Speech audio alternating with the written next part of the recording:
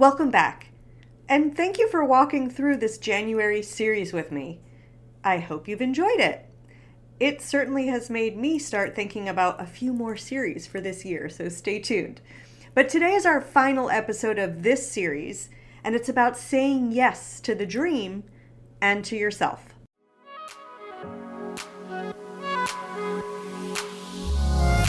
Welcome to the How to Travel Full-Time podcast. I'm your host, Heather Markel.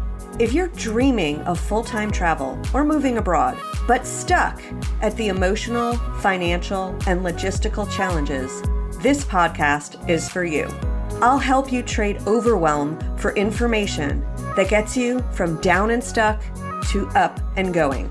You can dream about the travel lifestyle, or you can live the travel lifestyle. If you're ready to live it, then let's jump in together.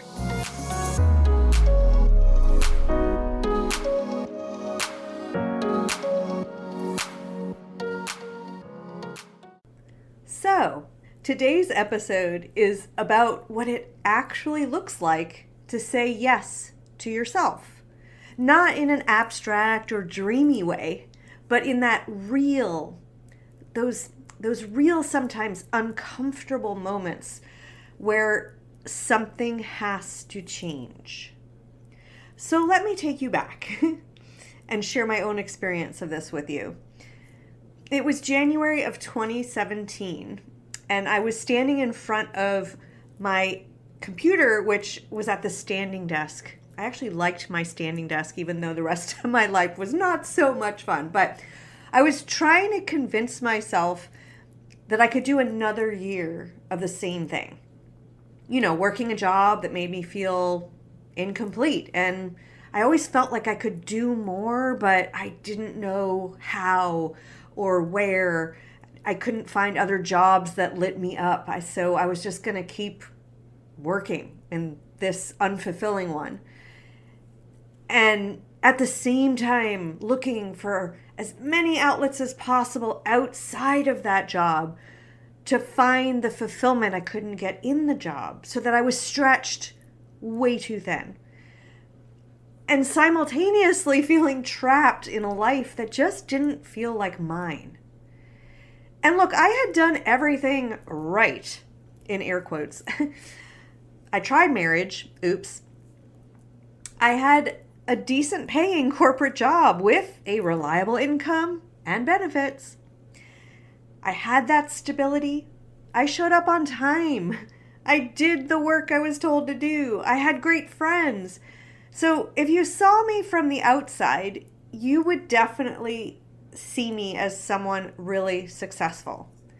But despite all that, I would wake up most days with like this knot in my gut. My insides, I don't know how else to say it, but they felt kind of twisted.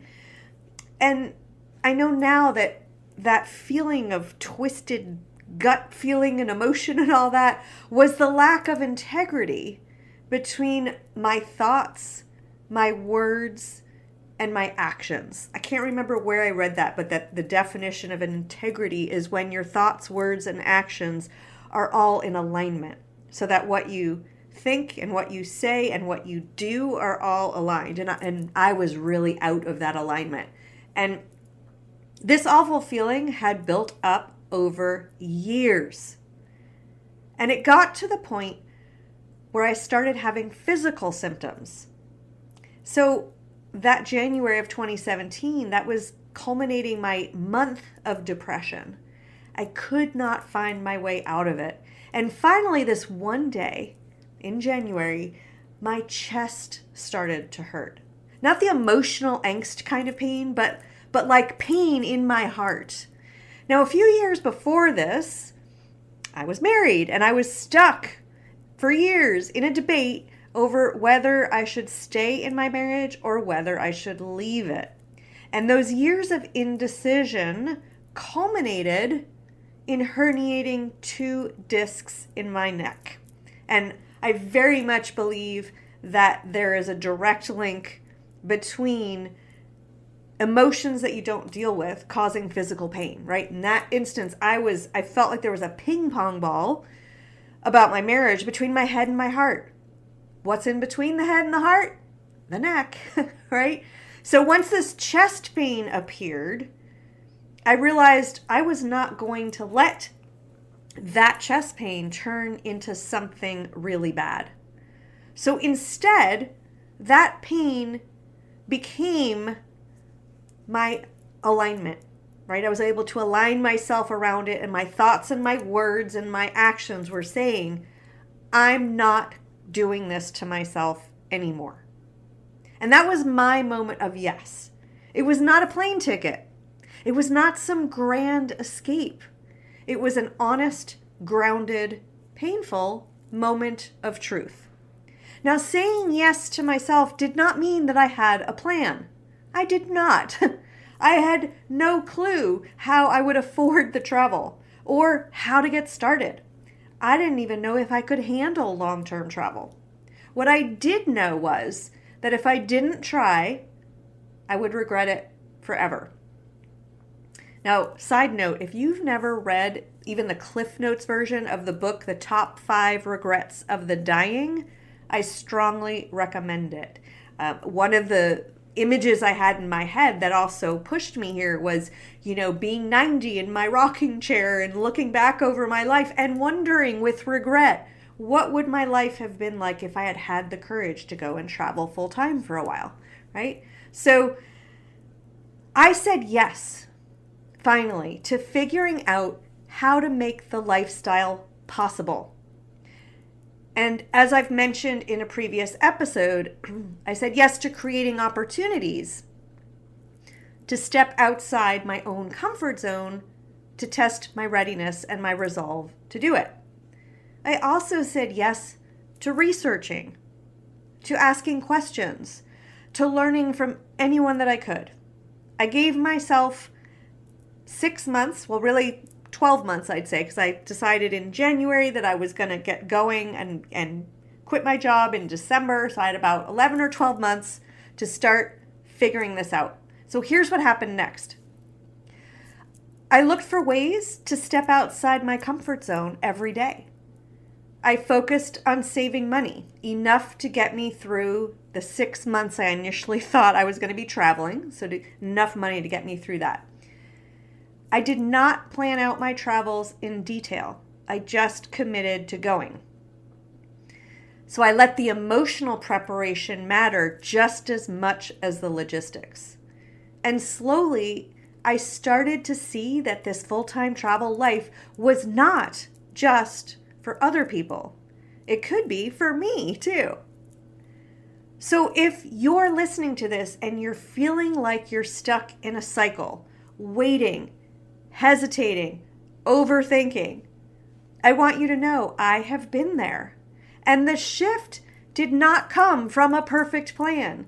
It came from choosing to stop waiting and to start taking small actions towards the life I wanted.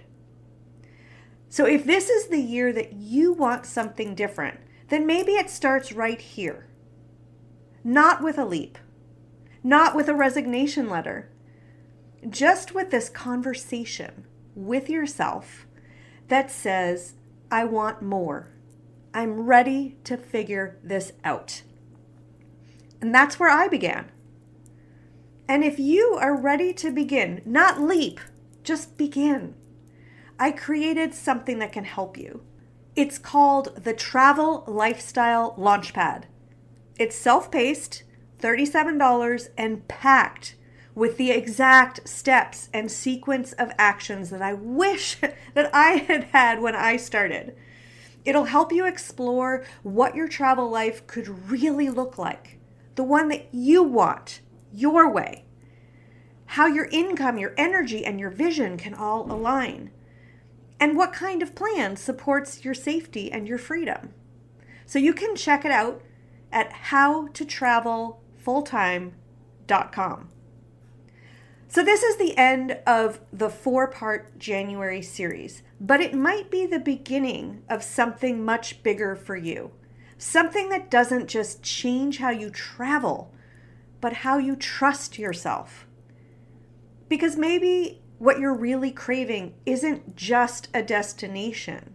It's that deep, quiet, kind of freedom that comes from finally choosing yourself.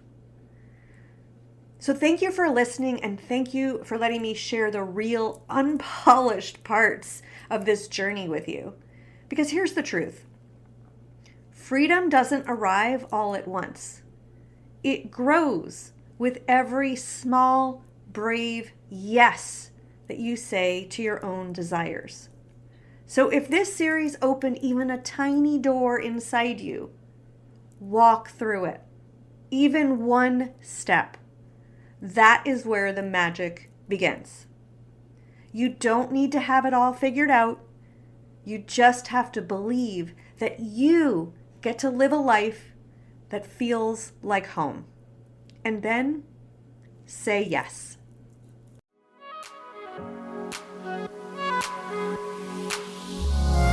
Thanks so much for listening to the How to Travel Full-Time podcast. If you loved it, please leave a review and let us know. Make sure to subscribe to get the latest episodes. Check out the show notes for important resources related to this episode, and come visit us at travellifestylecoach.com to learn more great information. If you're ready to get started with the lifestyle, go to moneyfortravelbootcamp.com, where you can learn all the strategies to afford this amazing lifestyle. Talk to you next week.